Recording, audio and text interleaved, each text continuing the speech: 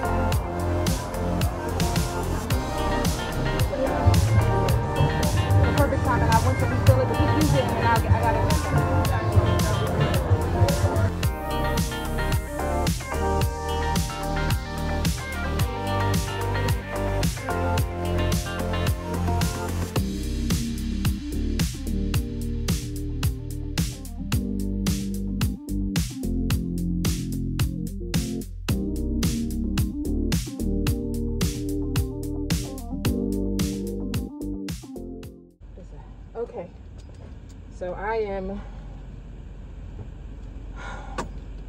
overwhelmed. I'm headed to the second venue to drop off the other stuff.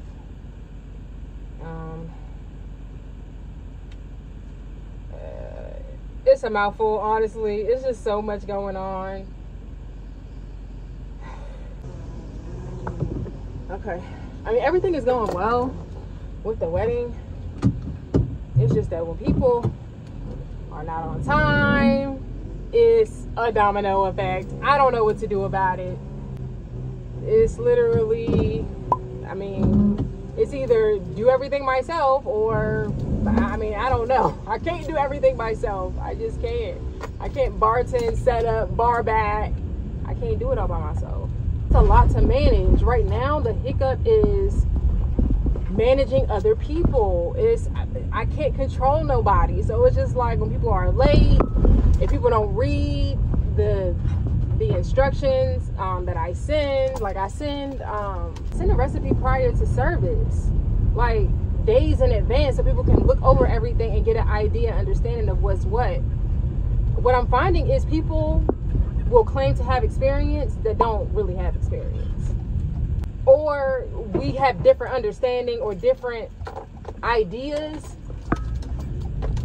about what having experience means. But I literally have to walk people through every single detail, every single step. It's so tricky because it's like to train people, one minute they here, the next minute they not, and it's just like a waste of time. I don't know what to do. One minute people here, the next minute they gone, and it is beyond frustrating, to say the least.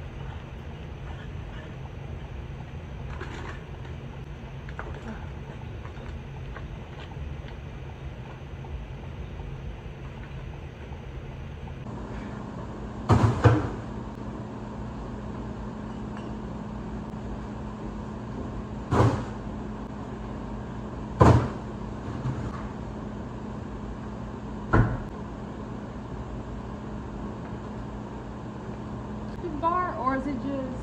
It is, but however, the bar they didn't get the bar with it, so they said they bring their own with their stuff. No, yeah. I was just curious as to why the alcohol was there, because I thought it was just an event space, so that's why. Yeah, no, it depends. Like sometimes people want to use our bar, so but yeah, all this people. Oh, okay.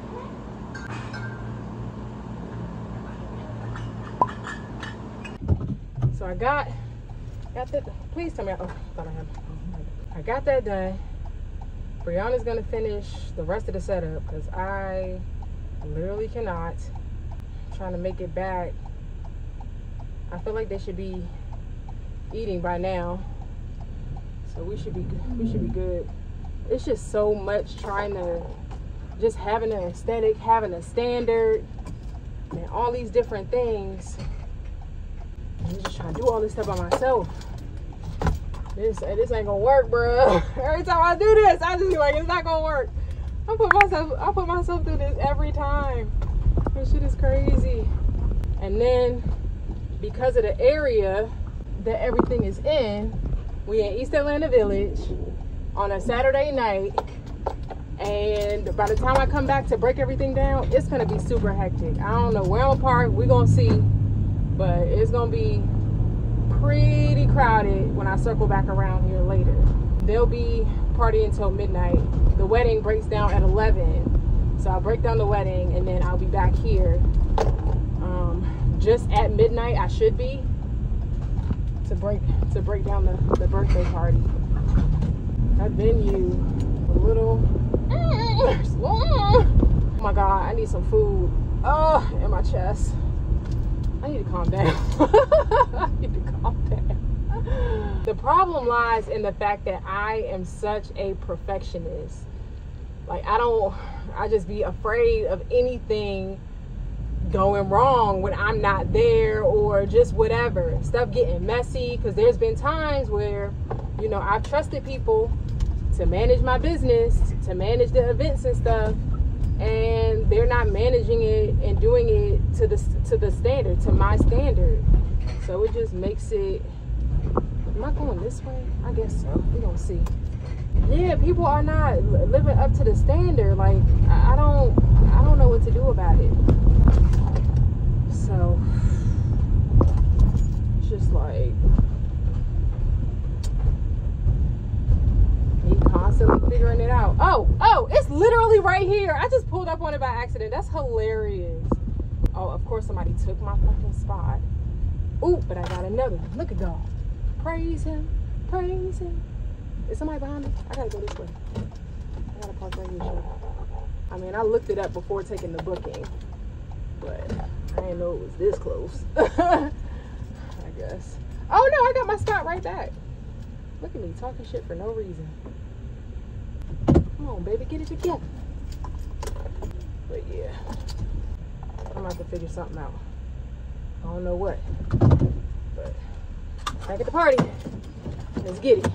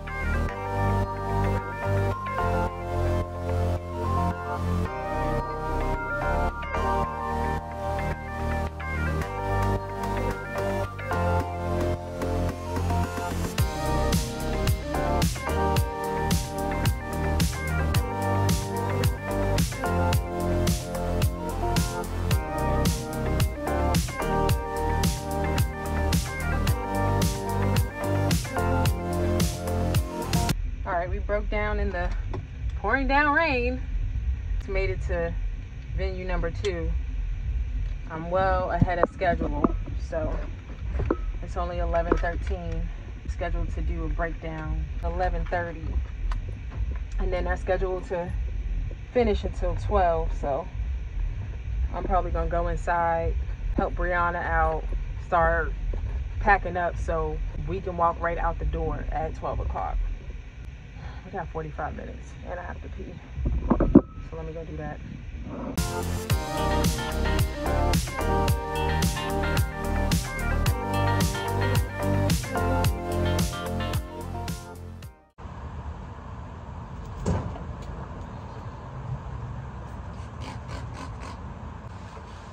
It's 1 a.m. Almost at the finish line. Bruh, I'm coming to drop the bar off at the storage, and the storage won't let me in. This is some bullshit. Like, I'm over this shit. I'm over it. I'm fucking over it. Like, it just, it ain't worth all of this. It really ain't. Fuck. Happy Sunday.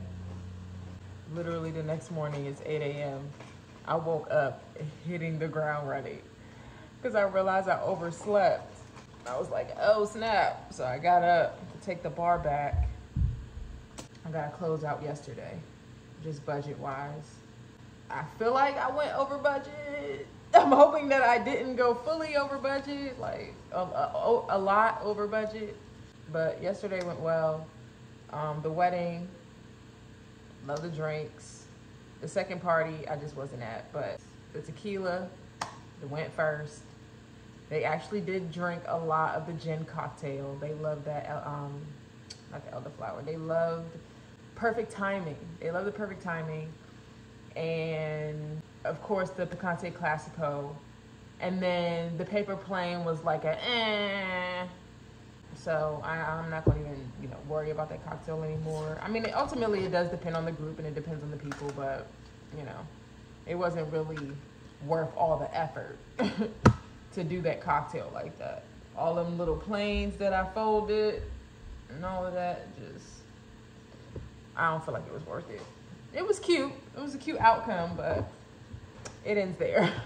When it was time to break down, well, it was before it was time to break down. Before it was time to break down, it just started pouring down, raining. So we ended up breaking down a little earlier than scheduled, but at that point, everyone was pretty much done drinking.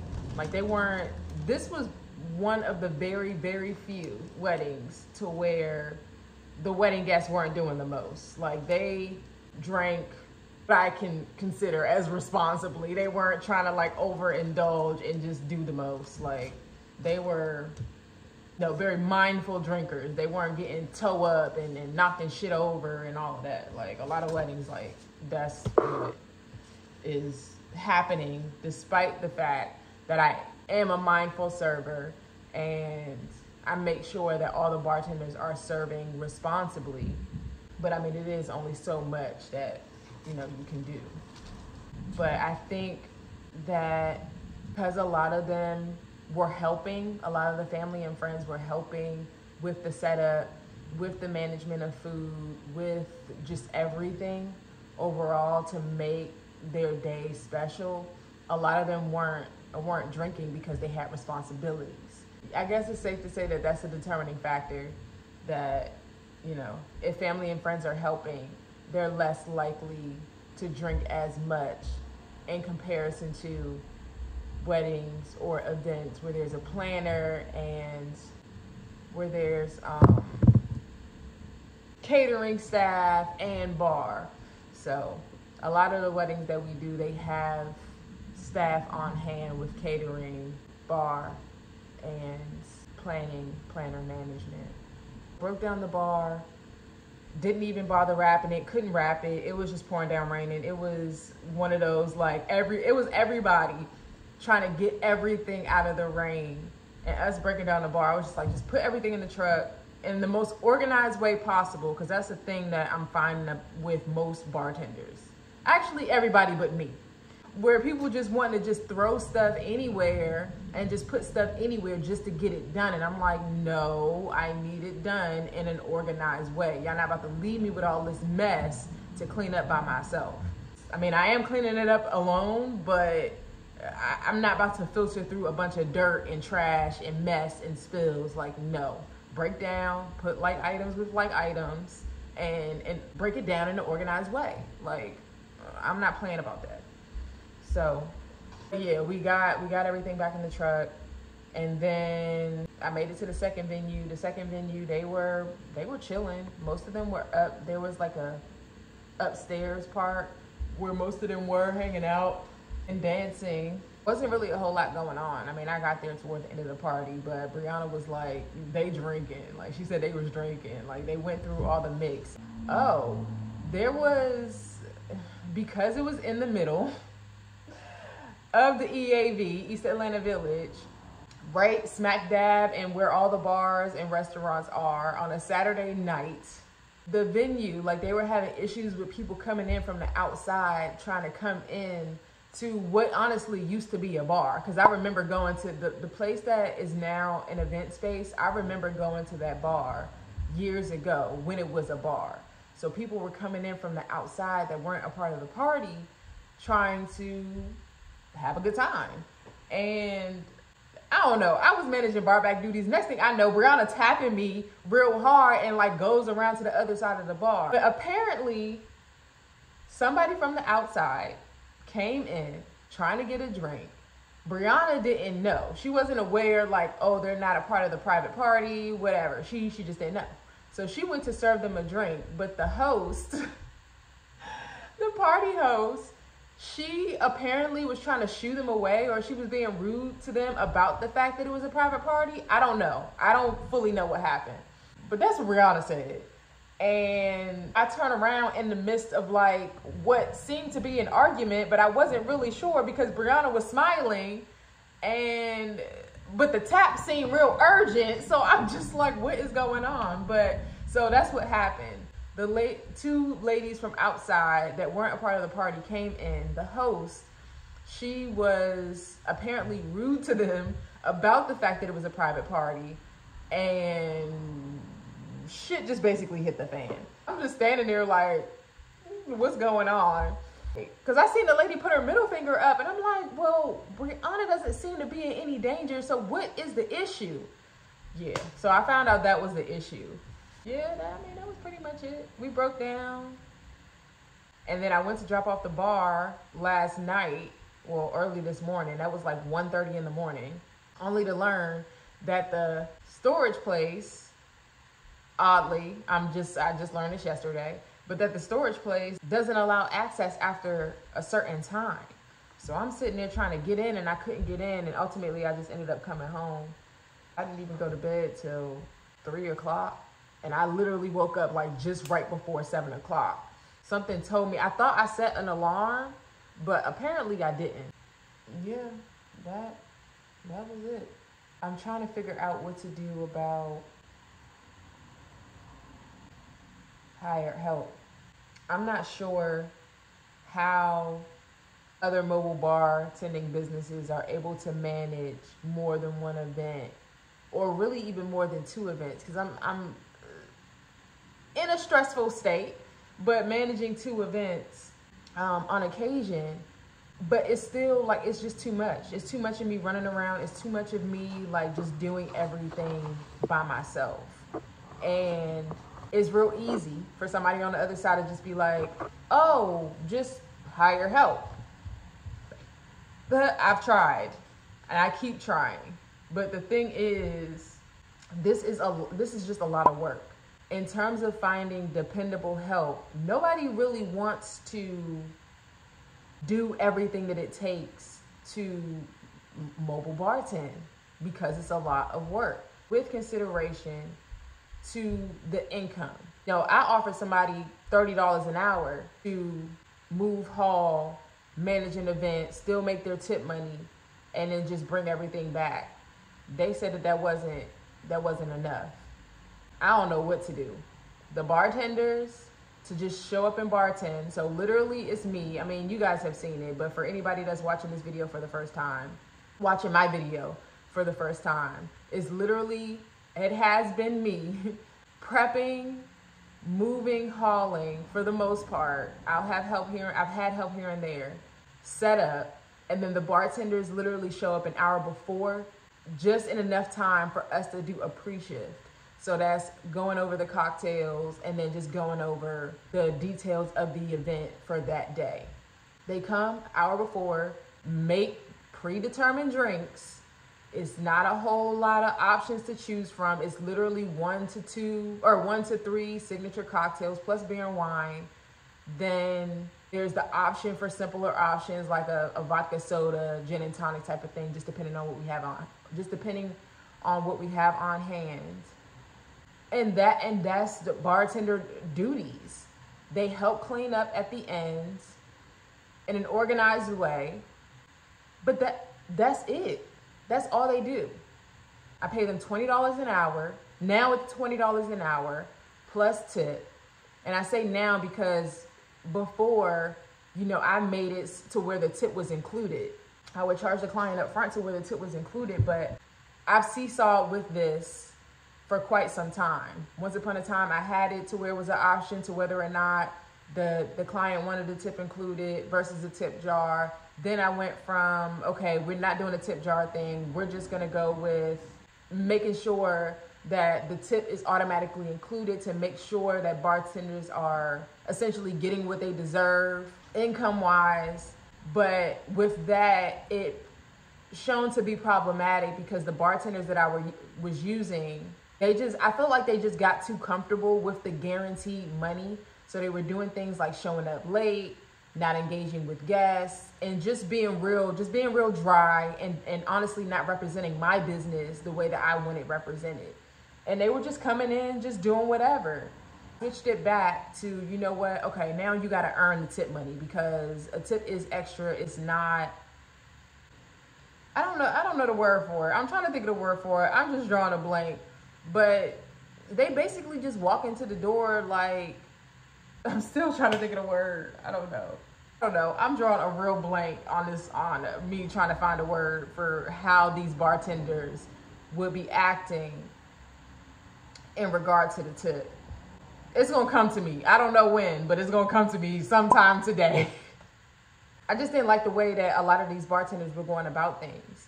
And then I've since transitioned to, you know what, let's make it a fair, what I believe to be a fair minimum wage, and then you know, a tip is just that, extra. And they can earn the tip based on their personality, based on the level of service that they provide.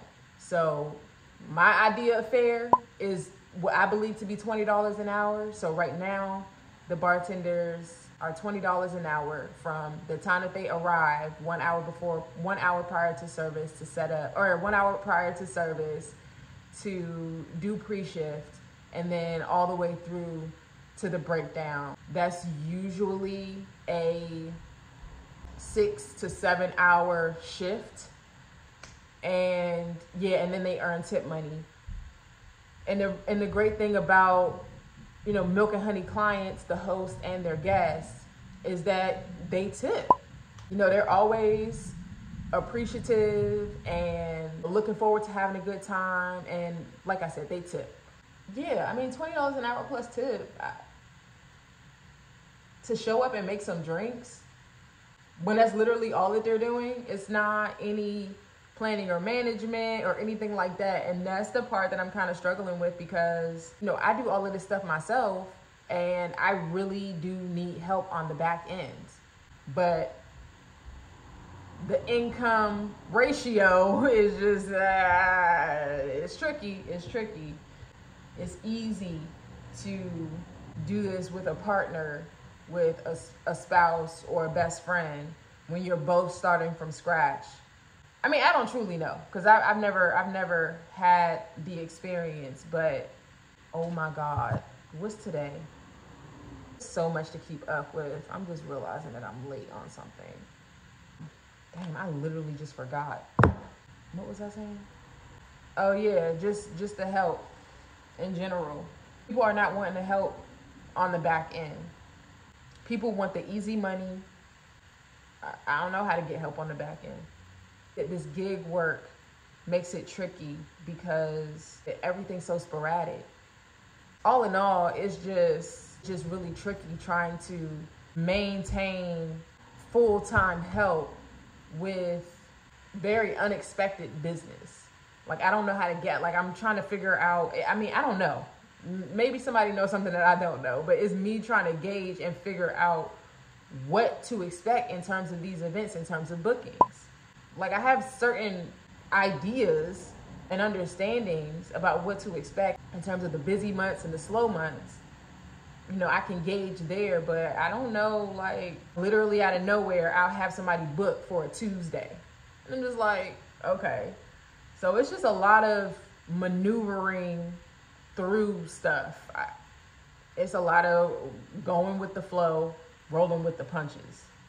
For me right now, I feel like to be a mobile bartender and do like public events type of thing, I mean, maybe that's different. I don't know, but that's not the route I'm wanting to take anyway. So, I don't know. I've even, you know, opened up to wanting to like partner with another mobile bartending business. I mean, you know, some people are operating as a business but haven't fully formed a business.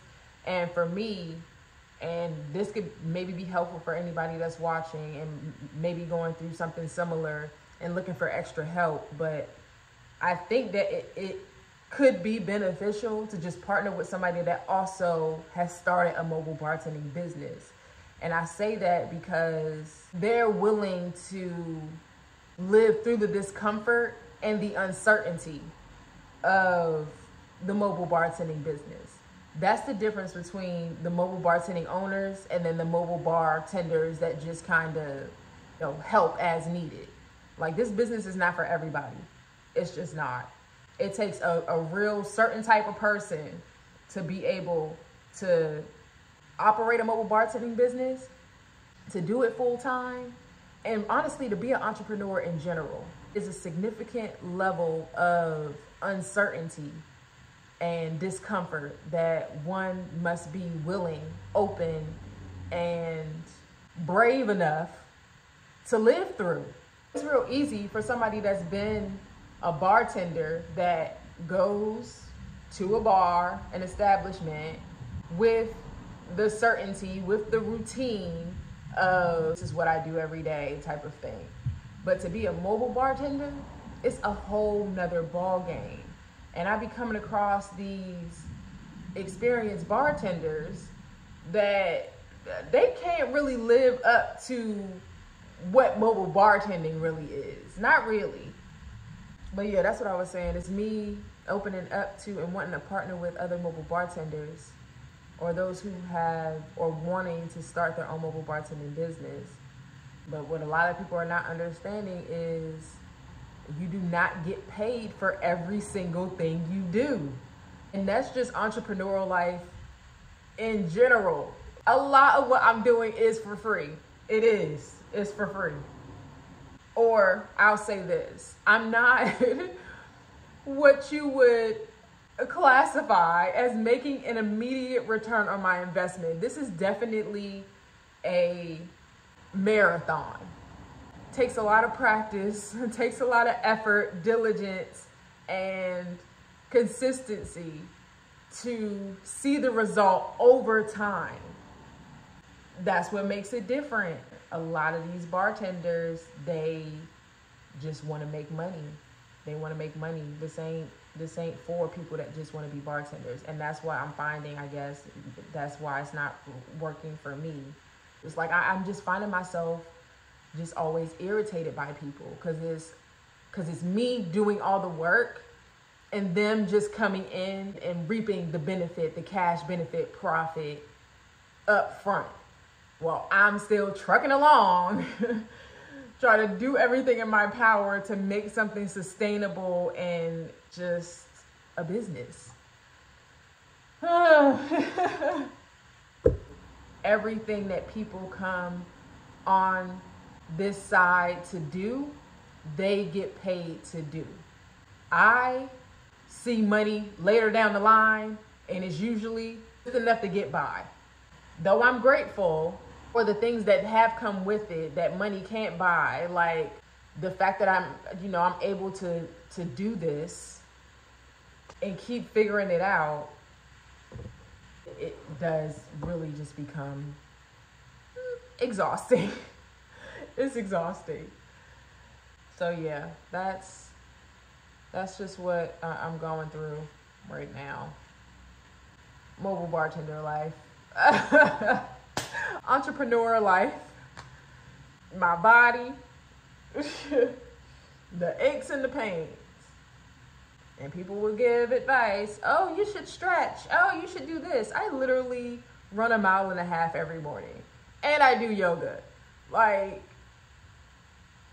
it's just me standing 24/7. Well, not 24/7. It's just me standing, moving and hauling all day. Like, people aren't really understanding what I'm doing. Like, it's very easy for somebody on the outside looking in to give advice on what somebody else should do. Unless you're doing it, like, just, I know people are trying to be helpful to some degree, but it's just like, just stop.